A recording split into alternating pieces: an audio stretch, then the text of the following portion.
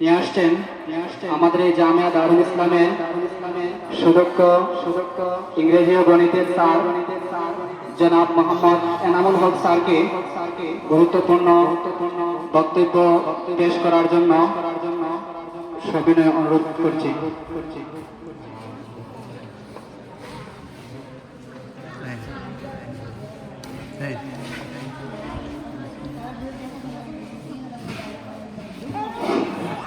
अस्सलामु अलैकुम रहमतुल्लाह नहमदुहु व नसल्ली अला रसूलिल करीम अम्मा बअदु फअऊज़ु बिल्लाहि मिनश शैतानिर रजीम बिस्मिल्लाहिर रहमानिर रहीम लक़द काना फी रसूलिल्लाहि उस्वतुन हसनह क़ाल नबिय्यु सल्लल्लाहु अलैहि वसल्लम इन्नमा बुइस्तु लिउतम्मिमा मकारिमल अख़लाक़ अलक़ा मा क़ाला अलैहि सलातु वस्सलाम सदक़ल्लाहुल मौलाना अज़ीम وصدق رسوله النبي الأمي الكريم ونحن على ذلك من الشاهدين والشاكرين والحمد لله رب العالمين। গতকাল আয়োজিত সিলেট সিটি কর্পোরেশনের অন্তর্ভুক্ত ঐতিহ্যবাহী দ্বীনি বিদ্যাপীঠ জামিয়া দারুল ইসলাম দাখিল মাদ্রাসা কর্তৃক আজকের মহান বিজয় দিবস 2023 উদযাপন উপলক্ষে এবং বার্ষিক পরীক্ষা 2023 এর ফলাফল প্রকাশ এবং আলোচনা সভায় উপস্থিত আছেন আজকের অনুষ্ঠানে সম্মানিত শ্রদ্ধাভাজন মাননীয় সভাপতি সাহেব, উপস্থিত আছেন আজকের অনুষ্ঠানে সম্মানিত প্রধান অতিথি বিশেষ অতিথিবৃন্দ, উপস্থিত আছেন আদর্শ মানুষ গঠনের কারিগর অত্র প্রতিষ্ঠানের সম্মানিত শিক্ষক শিক্ষিকাবৃন্দ এবং আমার প্রিয় শিক্ষার্থীবৃন্দ এবং অভিভাবকবৃন্দ, সবাইকে জানাই আন্তরিক অভিনন্দন এবং মহান বিজয় দিবসের শুভেচ্ছা। আপনারা জানেন আজ আমাদের মহান বিজয় দিবস। এই বিজয় দিবস আমরা একদিনে অর্জন করি। যখন ভারতবর্ষে ভাগ হয়, তোমরা কথা বলবে না, দয়া করে কথা বলবে না প্লিজ। যখন 1947 সালে ভারতবর্ষে ভাগ হয় পাকিস্তান নাম নিয়ে, তখন আমরা ছিলাম পূর্ব পাকিস্তান এবং পশ্চিম পাকিস্তান মিলে একটি দেশ ছিল। সেই 1947 সাল থেকে আমাদের বাঙালিদের উপর বিভিন্ন সময় বিভিন্ন নির্যাতন স্ট্রিমওয়ার চালানো হয়। সর্বপ্রথম আমাদের 1952 সালে যখন ভাষার উপর আঘাত আসে, যখন পাকিস্তানের মোহাম্মদ আলী জিন্নাহ ঢাকায় এসে ঘোষণা করলেন যে একমাত্র উর্দুই হবে আমাদের পাকিস্তানের রাষ্ট্রভাষা, কিন্তু বাংলাকে তখন মূল্যায়ন করা হয়নি। অথচ বাংলা ভাষার মানুষ অধিকাংশ ছিল, প্রায় 50% মানুষের ভাষা ছিল বাংলা। সেই সময় থেকে বিভিন্ন আন্দোলন গড়ে উঠতে উঠতে সেই 1971 সালে 7 মার্চের ভাষণে বঙ্গবন্ধু শেখ মুজিবুর রহমান মহান মুক্তিযুদ্ধের ডাক দিয়েছিলেন। আমরা সেটা সবাই অবগত আছি। সম্মানিত উপস্থিতি, সেই 1971 থেকে শুরু হলো মুক্তিযুদ্ধ।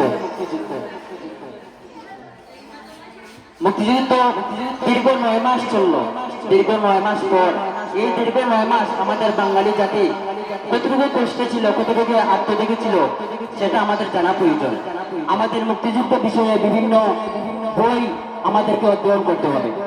মুক্তিযুদ্ধ বিষয়ে বিভিন্ন আলোচনা আমাদেরকে শুনতে হবে। বেশি বেশি করে এরকম অনুষ্ঠানের আয়োজন করতে হবে। এরকম অনুষ্ঠানে আমরা কি করব? মুক্তিযুদ্ধ সম্পর্কে, বাংলাদেশ সম্পর্কে আমরা জানতে পারবো।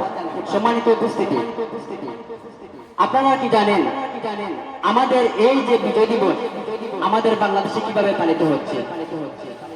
আমরা জানি যে দেশের জন্য যারা প্রাণ দিয়েছেন তারা নিঃসন্দেহে শহীদ, কিন্তু আজ শহীদদের স্মরণ করতে এরকম আয়োজন খুব কম করা হয়। শহীদদের স্মরণ করতে মাহফিল, দোয়া মাহফিলের আয়োজন খুব কম করা হয়। বিভিন্ন জায়গায় দেখা যায় যে আজকের শহীদদের স্মরণে বিভিন্ন রকমের অশ্লীল বেহায়াপনার মতো বিভিন্ন আয়োজন করা হয়, নাচ গানের আয়োজন করা হয়। এটা কি তাদের রোগের মাত্রাত হবে না আজাব হবে? বলেন, কথা বলেন। তাহলে এটা আমাদেরকে চেঞ্জ করতে হবে, আমাদেরকে পরিবর্তন করতে হবে। যাদের কারণে আমরা স্বাধীন বাংলাদেশ পেয়েছি, যাদের কারণে আমরা স্বাধীন সার্বভৌমত্ব পেয়েছি, সেটা আমাদেরকে খুঁজে দেখতে হবে। আরো একটি বিষয়, 1971 সালে যখন মুক্তিযুদ্ধে অনেক শহীদ হয়েছে, আমরা জানি যে অনেকে মুক্তিযোদ্ধার ভাতা পায়, কিন্তু অনেক সময় দেখা যায় যে যারা প্রকৃত মুক্তিযোদ্ধা তারা এখনো নামই তুলতে পারে না, যারা জীবিত আছেন। কিন্তু অনেক সময় দেখা যায় গাড়ির অ্যাক্সিডেন্টে পা ঘুরিয়েছে, সে নাম লিখেছে মুক্তিযুদ্ধে, সেই মুক্তিযুদ্ধে গিয়ে পা একটি হারিয়েছে। এটা আমাদের মিডিয়ার মাধ্যমে আমরা অনেক সময় অবগত আছি। যে আমরা দেখা যায় বর্তমানে ভুয়া মুক্তিযোদ্ধা নামে অনেক মুক্তিযোদ্ধা বের হয়েছে। আমাদেরকে সেই সঠিক মূল্যায়ন করতে হবে আমাদের প্রকৃত মুক্তিযোদ্ধাদের। এরা ছিল আমাদের খাঁটি সোনার সন্তান।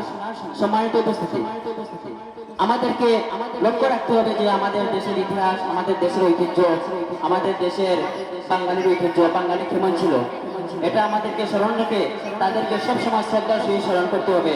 মুক্তিযুদ্ধের সঠিক ইতিহাস জানতে হবে, মুক্তিযুদ্ধের সম্পর্কে বেশি বেশি অধ্যয়ন করতে হবে। আপনারা জানেন আজকে আমাদের মহান বিজয় দিবসের সাথে আজকে আমাদের বার্ষিক পরীক্ষার ফলাফল প্রকাশ। এখানে অনেক অভিভাবক আছেন। আপনারা অনেক আজকে আমাদের এক বিজয়ের সাথে আরেকটি বিজয় অর্জন হবে। প্রত্যেক ক্লাস থেকে প্রত্যেক স্টুডেন্ট প্রমোশন পাবে, এটাও একটা বিজয়।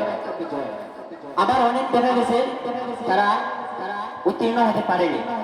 কেন উত্তীর্ণ হতে পারেনি? তাদের প্রত্যেকের হাতে প্রোগ্রেসের পদ্ধতি দেওয়া হবে। অভিভাবকদের চেষ্টা করছি আপনারা এটা একটু যাচাই করবেন এবং তাদের পড়ালেখার ভিত্তিতে যারা ভালো করেছে তাদেরকে আরো একটু গাইডলাইন দিবেন যাতে তারা আরো ভালো করে। যারা খারাপ করেছে তাদেরকে আরো বেশি বেশি গাইডলাইন দিবেন যাতে তারা লেখাপড়া করে। আমাদের ছাত্রছাত্রীর মধ্যে অনেকের অনেক নানা ধরনের অজুহাত।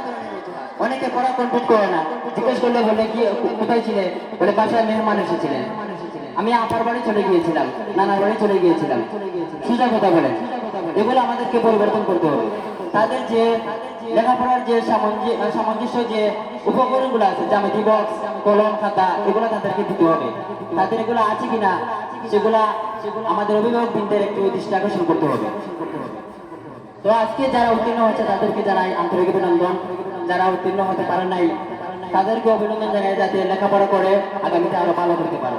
সবাইকে বিজয় দিবসের শুভেচ্ছা এবং আজকের উত্তীর্ণ শিক্ষার্থীদের শুভেচ্ছা, অভিভাবকদের শুভেচ্ছা, আমাদের অতিথিদেরকে মহান বিজয় দিবসের শুভেচ্ছা জানিয়ে আমাদের বক্তব্য এখানে সমাপ্তি ঘোষণা করছি।